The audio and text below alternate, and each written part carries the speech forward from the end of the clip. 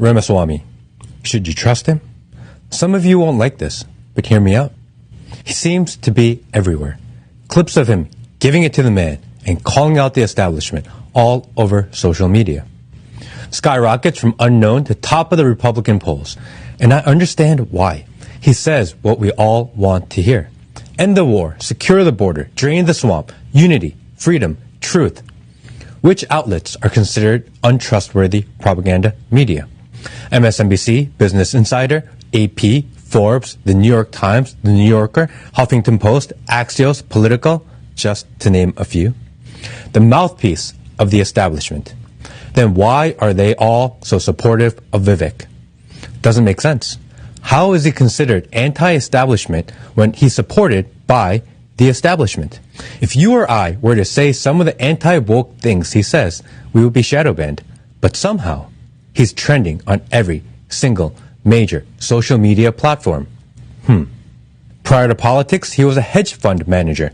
His claim to fame was a pharmaceutical startup company called Roivant.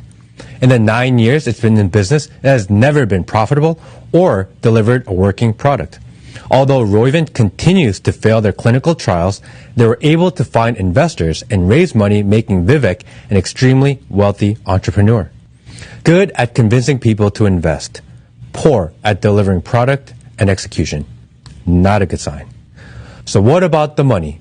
The media highlights that Vivek has invested over $10 million of his own money to fund his campaign, an honorable feat. Vivek announced his run for presidency in February 2023. How long do you think it takes to make that decision and execute a plan? 6, 8 months? July 2022. The value of Roivant stock is just over $3 per share. On February 21st, 2023, Vivek announces his run for presidency, and on February 22, he sells 4 million shares for approximately $32 million at nearly $8 per share. Well over $15 million in profit in 6 months prior to him announcing presidency. Good for him, right? Make that money. Company is losing over $1 billion per year, but he got paid. Smart guy. But anytime things are just so coincidental, I'm forced to keep digging. Why did the stock price of an unprofitable, failing company rise over 100%? How does it go from an all-time low to nearly its all-time high? Institutional money. You remember when Vivek said the financial investment giants like BlackRock, State Street, and Vanguard represent arguably the most powerful cartel in human history? Well, guess who's on the list of institutional investment giants that started giving his company money 1 year ago? You want to guess? BlackRock, State Street, and Vanguard.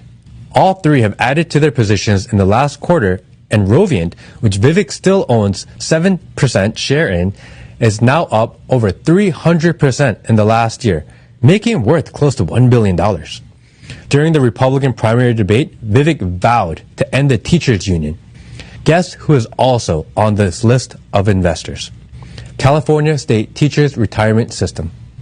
Look, his intentions may be pure, and this is all a coincidence. Maybe there's a great explanation. However, I am not a financial analyst nor investigative reporter, but I was able to find all this out in a couple hours of sifting through publicly available data.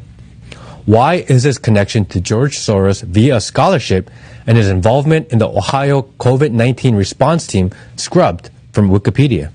In 2021, he was named a young global leader by the World Economic Forum. 2 years later, after using that title to raise investments for his company, he sued the WEF to remove his name from the list. 3 months after that, he was able to settle with Klaus Schwab's WEF and receive a formal letter of apology. How do you sue what many may consider evil, the World Economic Forum, and win and get an apology letter in 3 months? He's either that good or, I don't know.